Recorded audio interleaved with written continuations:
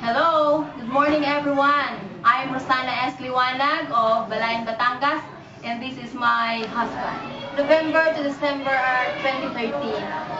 Nagsimulang lagi akong nakakaramdam ng masakit dito sa tiyan, and then the right part of my legs, and then sa lower back, sa right din. And then January 11, 2014, nag-decide na ako na pumunta sa doktor kasi sobrang sakit na talaga ng aking nararamdaman. Nung araw na yun, nasa church ako at talagang hindi ko na matiis. Nung gabing yun ay kailangan ko ng katagpuin ng aking OB-GYN. And then doon, I was shocked.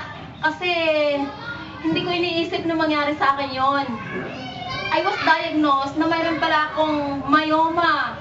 Yun ay tatlo, isang malaki at dalawang maliit. At yung isang malaking yun ay kailangan na siyang tanggalin. So wala na daw ibang paraan para gumaling sa myoma kung di tanggalin siya.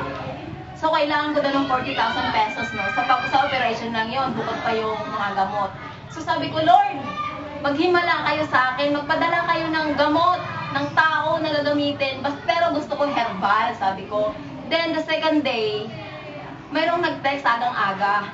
Alam nyo ba, pinapatayin ko ng cellphone at tinataguan pa namin yon. Kasi, sabi ko, kukulitin na naman kami nito, sabi ko. And then, naisip ko, yun pala yung kaibigan namin na taga-AIM, sabi ko. Taga-AIM, hindi namin talaga alam pa yung pangalan. Pero taga-AIM siya. Sabi ko, may herbal yun, may gamot yun. So, binuhay ko yung cellphone. Sabi ko sa text, mayroon ka ba diyang pampatunaw ng myoma? Sabi ko sa kanya. And then, he replied right away. Sabi, yap, pumunta ka mamaya sa Jollibee Balayan at 1 p.m. at makikita tayo doon. And then, nakinig ako sa mga lectures. Kahit na masamang-masama ang lasa ko, naiintindihan ko kung paano sila tinulungan ng product at paano sila nakasurvive sa kanilang malalalang sakit kahit na cancer na stage 4. So then, hindi ako nagdalawang isip na mag-take. At sa aking pag-take, syempre, doon muna binigyan ako ng protocol kung paano ko inumin yun. And then after 9 days na pag-take ko, I decided to go to the doctor kasi mayroon akong request na magpa-ultrasound. And then, I was amazed. Noon, I was shocked.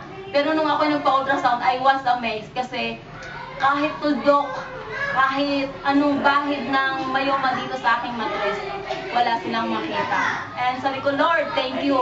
Kasi himala yung nangyari sa akin ito dahil sa product na inyong pinadala sa akin. Yun ay walang ibang kundi yung C24/7 ng AIM Global.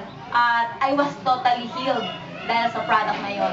So, lubos ako nagpapasalamat una sa lahat, sa Panginoon, and din sa taong nagdala sa akin ng product, kung nagbigay ng paraan kung paano ako maka-avail nito. And then, heto na ako ngayon. Magaling na, nakakagawa na ng regular routine everyday, nakagawa sa bahay, nakakapunta sa school, nakakahatid, at lahat ng gawain, lalo na sa church, ay nagagawa ko na. So, thank you so much.